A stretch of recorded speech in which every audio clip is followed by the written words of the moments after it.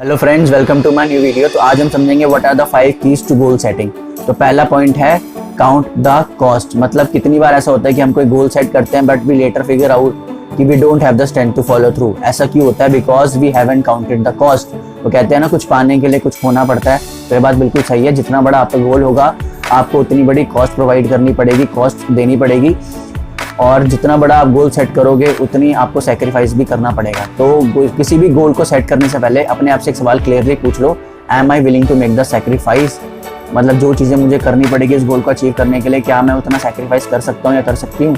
अगर हाँ तो करो, वरना मत करो। वरना आप एक चीज़ क्या कर सकते हो कि अपने गोल को छोटे छोटे पीसेस में डिवाइड कर सकते हो। तो आपको सेक्रीफाइस भी कम करना पड़ेगा और कॉस्ट भी कम होगी उसकी, तो आप वो काम कर भी पाओगे।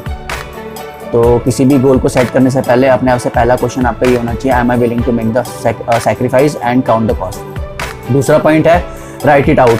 कोई भी गोल हो उसे लिखो। होगा क्या, जब आप मतलब जहाँ पे भी आप सोते हो वहाँ पे आप उस पेपर पे लिख के उसे चिपका दो।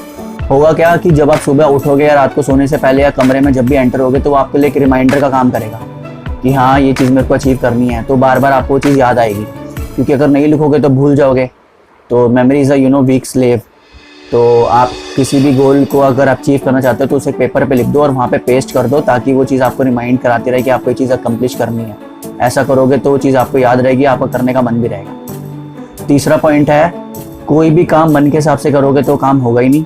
तो कोई भी काम को अच्छे से करने के लिए we have to be committed. अगर कमिटेड नहीं होगे, कमिटमेंट नहीं होगी, I will do it attitude नहीं होगा, ये वाला एटीट्यूड होगा आई विल ट्राई, तो काम नहीं होगा, हमेशा इनइफेक्टिवनेस होगी। तो सपोज ए और बी दोनों ने 1 जनवरी को जिम जाना शुरू किया। ए जो था वो मूड के हिसाब से गया, 1 महीना गया, फिर पूरे साल गया ही नहीं। लेकिन जो बी था वो मूड के हिसाब से नहीं गया, वो रोज़ 5 से 6 बजे जिम जाता ही जाता था। उसको 1 घंटा रोज़ जिम करना ही करना, एक्सरसाइज करनी है तो करनी है, वो कमिटेड था। इसीलिए आप खुद अंदाज़ा लगा सकते हो कि साल के एंड में कौन ज़्यादा बेटर फिजिकल शेप में होगा। तो क्यों था वो बी ए से बेटर? क्योंकि वो कमिटेड था, ना कि वो मन के हिसाब से काम किया।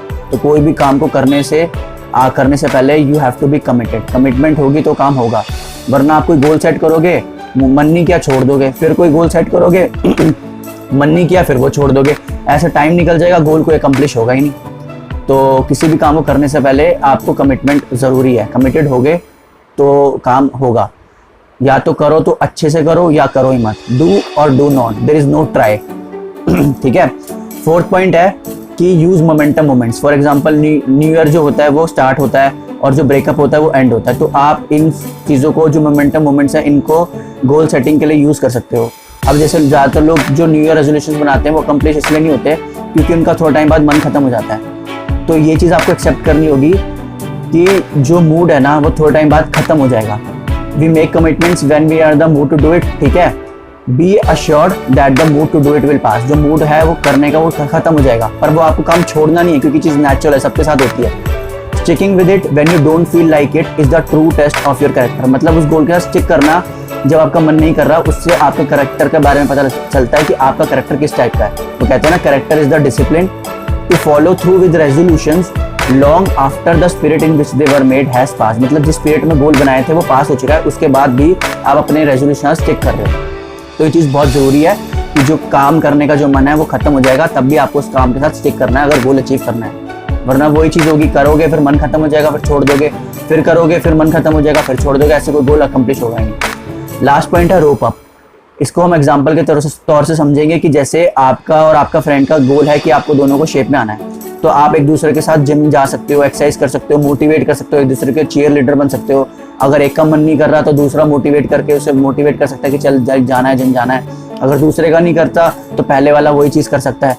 तो ऐसे आपके पास जितनी ज़्यादा रोप्स होंगी उतना ज़्यादा आपका सक्सेस का चांस बढ़ जाएगा। तो आप अपने पेरेंट्स की, अगर आपके पेरेंट्स सपोर्टिव हैं, टीचर्स, कोचेस, फ्रेंड्स जिसका सेम गोल हो, तो आपके पास जितनी ज़्यादा रोप्स होंगी उतना आपका सक्सेस बढ़ जाएगा, ग्रेटर मतलब चांस बढ़ जाएगा सक्सेस का।